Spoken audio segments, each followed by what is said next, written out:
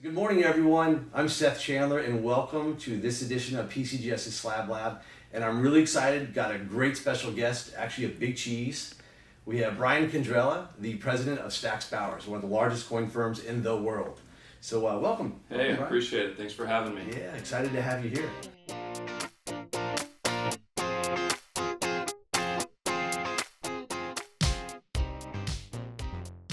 It's great. I think that we generally run under the radar. I'm not the coin personality per se, and we have a lot of them in our firm. We're really lucky to have that. But yeah, I appreciate you taking interest and coming to visit us. Yeah, don't sell yourself short. I mean, you're running like this big firm. The tour has been unbelievable, and thank you so much for that. Your film studio, is that what you call it?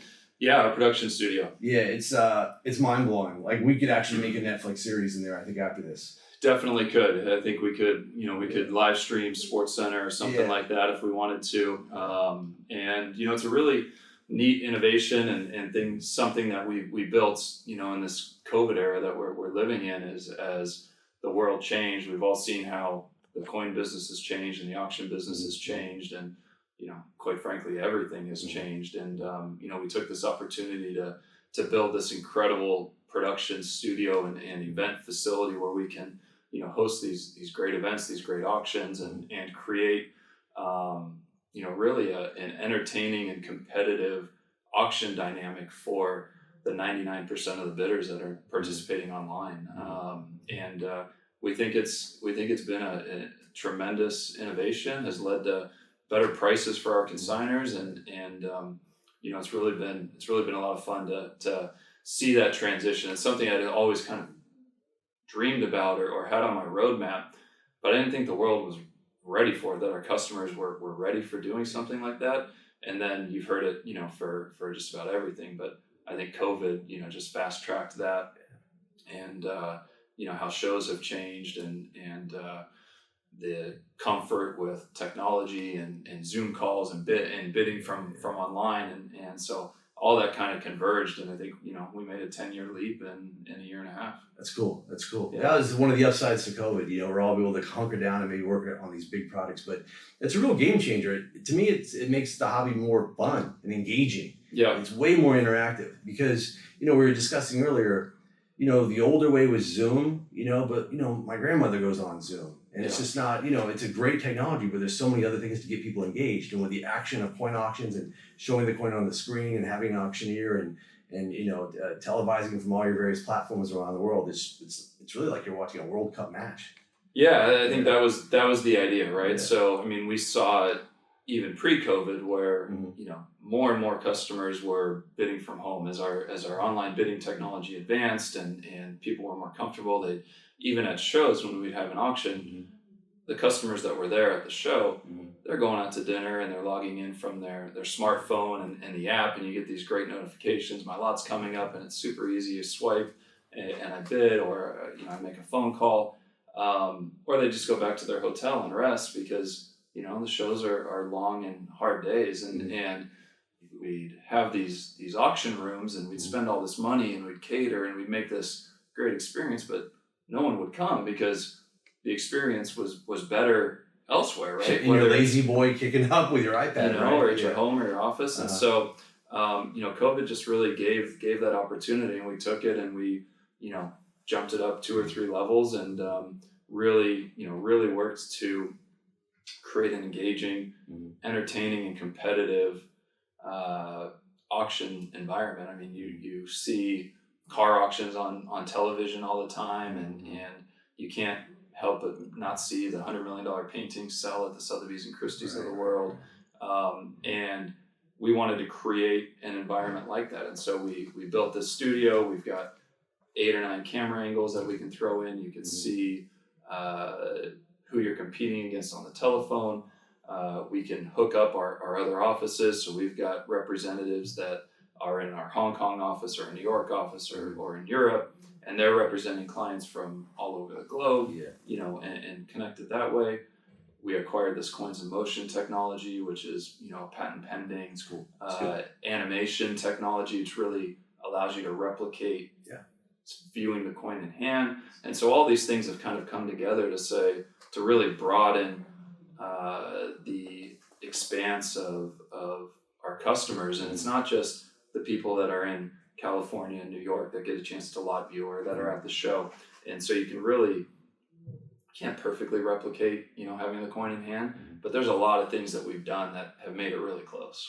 Yeah, it's interesting that you bring that up. I mean, PCGS's true views in my mind are very good images of a coin, Yep. but nothing really beats a video, and I think that complements this is a great image. I'm always doing videos on social media of actual coins in hand, and in my mind, the technology exists, and I'm a dum-dum, and all I gotta do is hit record. Yeah.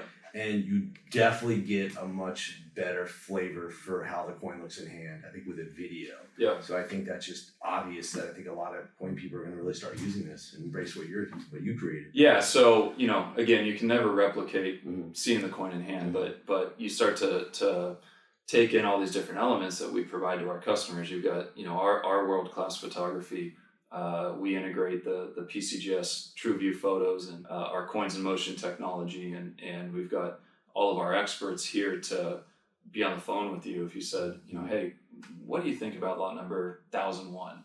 Tell me about it. What do you see? So when you start to put all those pieces together and you talk about the TrueView photos and the consistency, what you're getting with that. You see the consistency in our photos.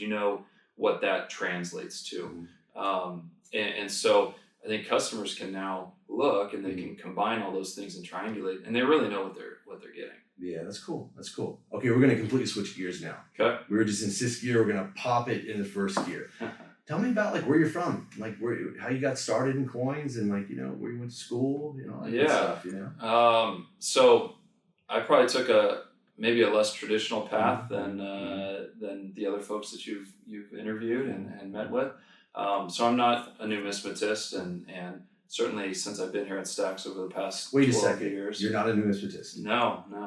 I think this interview is done. That's kind of the premise of this. No, I'm just kidding. No, right? I'm just kidding. No, but okay, before you get started, I want to be very clear. We're at Coin U. One of the things we teach the young kids, the young numismatists, there's so many aspects of the business. Right. It's not all about being an upgrader. It's not all about, you can actually be a consignment director in an auction company. You can, be a photographer. You could work with retail people or do strictly wholesale. So when you say you're not a numismatist, yet you're president of one of the largest coin firms in the world, it just shows you there's different paths to everything. There's so many opportunities in coins. So sorry to interrupt, but go ahead and just. No, I mean, I think that I'm definitely not a numismatist, and amongst the people in this building, if I tried to pretend that I was, I'd get kicked out. But I think that what's important is that we have world-class numismatists. I mean, when I started in 2009, it was a very different firm than it is today, right? So when I came over, so taking it back a step, I was out of college. I was an investment banker, so I was raising money for companies, public and private, doing M&A advisory, buying and selling companies and advisory. You're like a real businessman. For a little bit, yeah. Okay, gotcha. Wore a suit, the tie, and everything. Yeah. Okay. Yeah, it was all very fancy. And so during that time, I got to know Greg Roberts, who was CEO of Spectrum Group, which was at the time a publicly traded company, and they were, a great potential client, and they had really acquisitive, really aggressive. We had auction companies in not only coins but stamps, antique firearms, fine wine, and then we had the A-Mark precious metals trading business, CFC the lending business, and so I got to know them in doing a number of projects, both looking at public markets and capital raises and other acquisition opportunities and things like that. And so I worked with them for a year and a half or 2 years, worked closely with Greg and Thor, who was the CFO, who's now at A-Mark, and built that relationship and got to know the coin industry, quite frankly, or the collectibles industry. And that's when Greg invited me to come over, and this was in 2009, and was working for Teletrade at the time, and was going to run, that little online coin business. I think what was interesting with my investment banking background was I got to see a number of different companies and business models and high growth areas and e-commerce and online marketing. And so, kind of you got to learn about those businesses and how they worked, which I think really laid a great foundation for, coming over and trying to operate a business. So were you instantly kind of motivated? Okay, so you're doing a lot of mergers and acquisitions. You're studying balance sheets, income statements. You're making, you're giving advice to entrepreneurs or larger companies. Hey, you should acquire this company. But you're really understanding businesses. Once you understood the business of coins and collectibles, were you like, wow, there's a lot of opportunities here. There's a lot of growth here. Yeah, for sure. I mean, I think we talked in the first part of our discussion about some of the technology advancements and things of that nature, and what I immediately saw was how slow the coin business and the collectibles business was to adopt kind of modern business practices and technology and all this opportunity that was there in front of us. Now, we've made great strides over the past 10 years to do that, but we've got a long way to go, and I don't think that we're necessarily on the forefront, leading edge of what businesses are doing and innovating, but how we've advanced has just been incredible from where we were 3 years ago, 5 years ago, let alone 10 years ago. Right. But yeah, I think that seeing that, learning different business models, learning from executives, CEOs and CFOs of other companies, and what makes those businesses successful and drives them was really invaluable knowledge, and that you can go and apply to doing something and being in charge of something on my own. Yeah, that's also what motivated me to be a little more active. It was from a business perspective. Like, I love coins, been involved in coins since a young at 4 years old.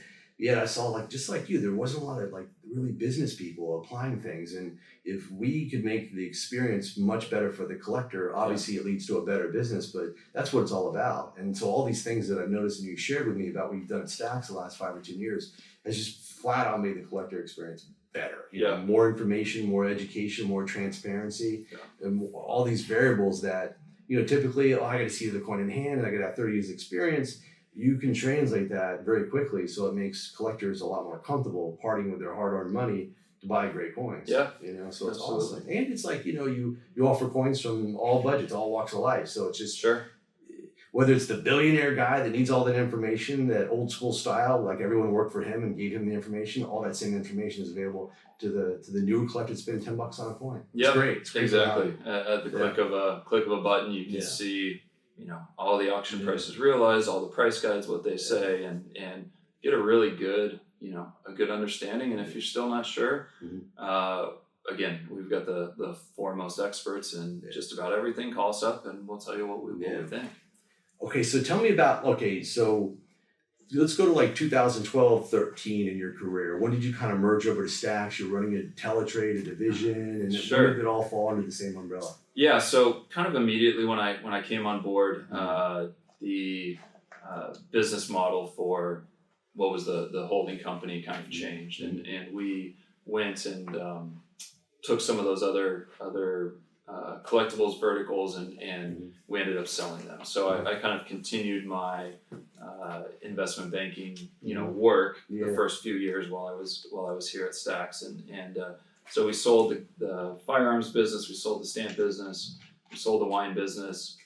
We acquired Stacks in New York. When I started, it was just Bowers and Morena. So you were involved in the acquisition of Stacks. Yep, that was in 2011. Yeah, I mean, it absolutely was. I probably didn't know or appreciate how important the Stacks business was. And I was still relatively new to the world, and I was heads down and figuring out how to integrate cultures and technology and staff and who's going to focus on what and how are we gonna do this operation. So I definitely don't think I appreciated what we were building and the vision that Greg really saw at that time. It took me some years to, I think, figure that out. But I I didn't see the forest through the trees kind of a Right. thing. I was really just focused on what was in front of us to make this work. So explain Greg's role a little bit. He's chairman of the board. Explain to the viewers Yeah. about Greg a little bit. Yeah, so Greg's been an incredible mentor, just really, in my opinion, the most impressive person in the coin, bullion, numismatic business that I've ever met. So Greg's CEO of A-Mark Precious Metals, NASDAQ listed company, was spun off from our holding company as we were doing all those different divestitures and deciding we're going to focus in and hone in on the coin business where we really felt we could be a leader in the space. This is a lot of fancy talk. Your skill set's definitely needed. I see how your investment banking background really helped out a lot. Yeah. So Greg, again, CEO of A-Mark Precious Metals. He's also CEO here at Stack's Bowers. So his role and where he spends his time, he's incredible in the sense that CEO of a almost $1 billion public company. That's 2 full-time jobs in and amongst itself, and but also very active here, always available whenever I need. I mean, he's Elon Musk of coins. I've said that to him before, clearly, and I mean, just really incredible. Works 24/7. Just always available. So a great resource, mentor. Really, as we talk about all the things that Stacks has done over the past 10 years, I mean, he's really the visionary behind all of that. Got it. Okay. So how did the process come about, and how were you made aware? We'd like to make you president of Stack's Bowers. How did that happen? And tell me, I mean, it's the top of the pyramid. It must have felt great, very rewarding, So how did that happen? So when we acquired Stacks, we initially acquired a 51% interest in Stacks in 2011. And that was great. But what that prevented us from being able to do is to really integrate our coin businesses. So we had Spectrum Numismatics, which was our traditional wholesale business. We had Teletrade, which was the online auction business. And then we had Stack's Bowers, which was a combination of Bowers and Moreno, which was the business that we had, and Stacks that we had just acquired. So because we had this ownership structure challenge, or we couldn't really go and take and integrate all those pieces. So I want to say it was 2014. We ended up acquiring the balance, the final 49%.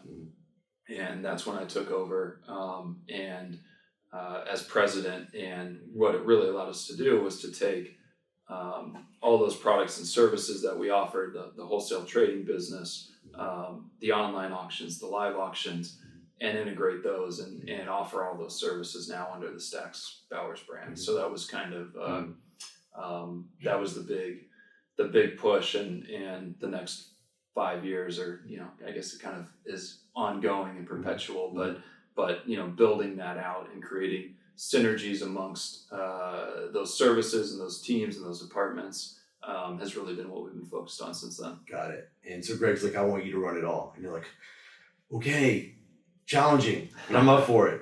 Yeah, I mean, I feel like I was ready. I was motivated, and definitely up for the challenge. And in some sense, I was kind of operating somewhat in that role because I was overseeing all the different coin businesses. You earned it too. Anyway, to me, you earned it. Yeah. You helped build the company.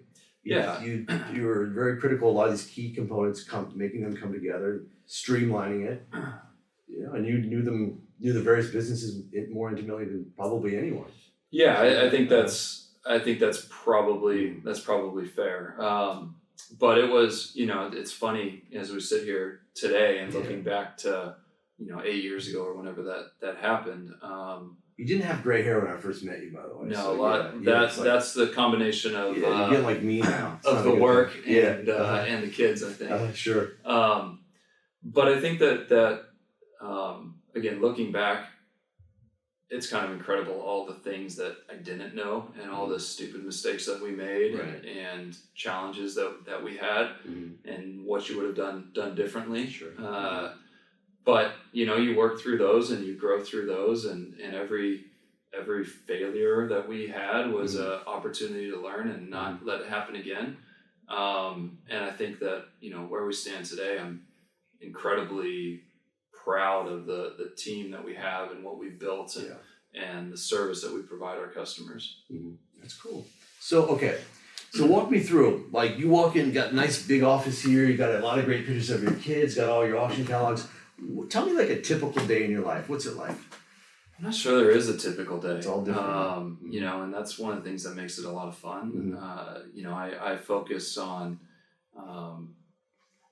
I don't know, my hands are in a lot of different things. First of all, is your parking spot like right near the front door? Is that one of the perks? No, my car is out there with everybody, and I don't want any of that. I won't, we're what's great about our business is and the team that we built around us is I could walk outside and get hit by a bus and no one's going to notice any difference from what we do, and the machine will keep on going, and I've really been blessed. I think one of the things that I don't think I appreciated, again going back to when we first merged with Stacks, the team around us. I mean, you couldn't ask to be put in a better situation. I mean, I've been mentored by Q David Bowers, by Larry and Harvey Stack, by Chris Karstad, by Greg, Rick Ponterio. I mean, we've got just the most outstanding staff.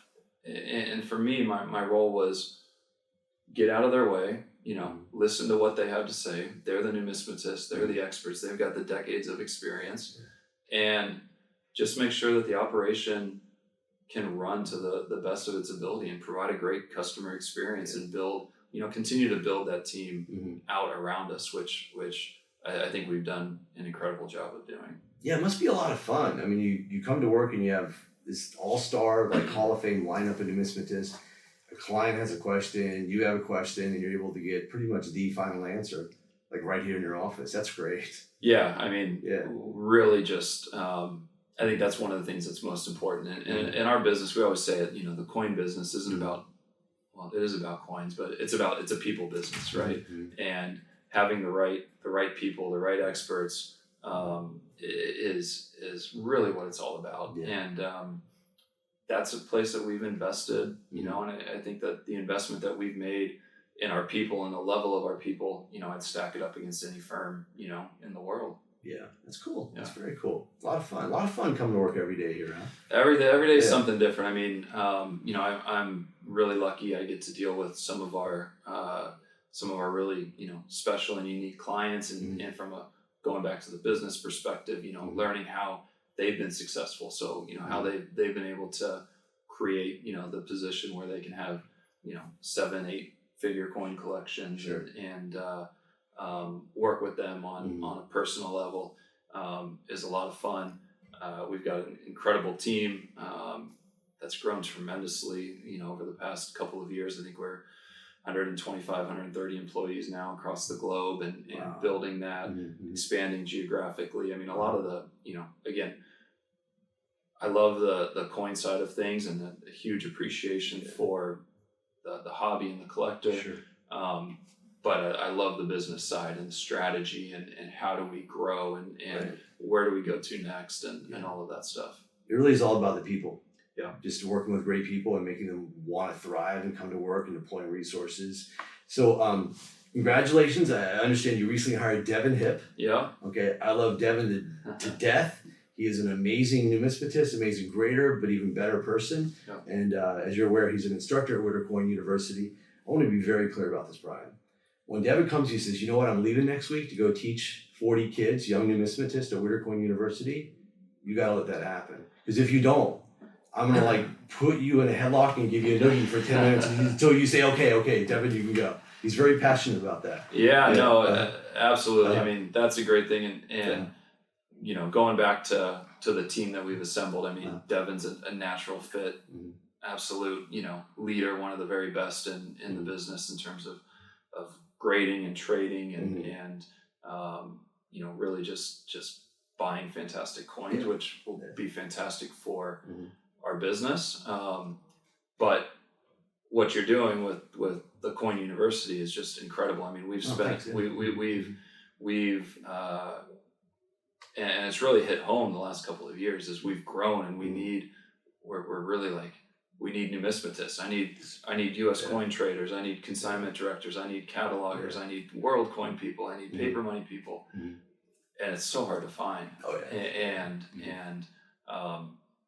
we're like, hey, let's call Seth. He's got a great Rolodex of great people that we want to take and groom and build that next wave of that next great talent. So it's fantastic that you're doing that. Oh yeah, it's easy to do. And here's what's interesting. Some of the two biggest things that stuck out between the instructors and myself was the amount of knowledge that these kids have. It's way beyond anything when we were 14, 15, 16 years old. Yeah. They really know and understand coins.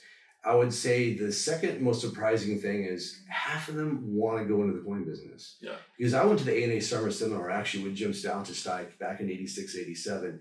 And like 1 out of 10 kids wanted to be a coin dealer, and most of the kids were the US coins, and now they're talking ancient coins, world coins. It's phenomenal, the diversification of the things in numismatics that these young numismatists are really into. And they flat out know more than me in many categories, and they're 14 years old in some cases. Yeah. Yeah. So there's going to be a lot of, talking with a lot of other dealers, like they've really noticed that the last year or two, they would say it's like 4, 5, 6 times as many YNs run around kind of doing their thing than it was ever before. Yeah. So as you talk about that and this growth of these YNs and I hate to keep coming back to the pandemic, but you can't not. Do you think that that's really been a big driver of new younger people getting into the coin hobby business and saying they were home locked inside for a couple of years, and here's a new rabbit hole to dive down, and they get bit by the bug? Yeah, absolutely. I think it starts with social media. By far the biggest influencer around is social media. All these kids are on Instagram and YouTube. Yeah. It's shocking how there's thousands of them out there, not like 100,000s. And that's something that I recognized early on. And I was like, hey, my kids are all at home during the pandemic. They're on their laptops. And I knew that I had a lot of, hundreds of young numismatists that kind of paid attention to what we're doing on social media. And I'm like, let's figure out a way to give them a reward, because there's no coin shows for them, really can't visit coin shops. Most of these kids live very rural, like 90% of America, and no coin club meetings. So we could provide an experience for them and have a blast. Let's do it. Yeah. And so I think without COVID, probably would not have happened. Yeah. So that's one of the benefits to come out. Yeah, we recognized all these kids from social media that were out there, then COVID, and let's give them something. Let's improve. Let's have you done, improve our technology. Let's hunker down and make the experience better. Yeah. It all contributes to making the hobby better. And I've said this many times.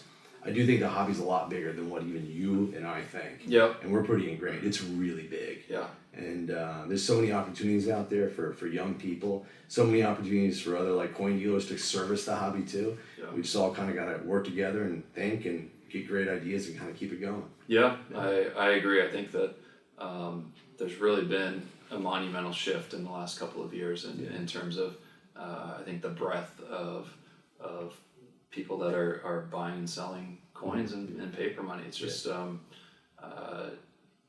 it's really been an incredible catalyst, and I think that there's a lot of legs to what's happening here. Well, it's important because you use the term monumental shift, and I say a generational shift. Yeah. Over the next 5 to 10 years, there's going to be a huge generational shift, not only in the coin hobby, but the coin business. Yeah. Most of the people that really kind of service the hobby are well into their 60s and their 70s, the leaders of today. Yeah. And 10 years from now, they're going to retire, or they're going to move on, or whatever may happen. And, you need a lot of high quality young people that are passionate about coins servicing the hobby. Yeah. Just make things better, make the experience better. And, kind of hopefully, you see these young crop of kids that are coming out these days.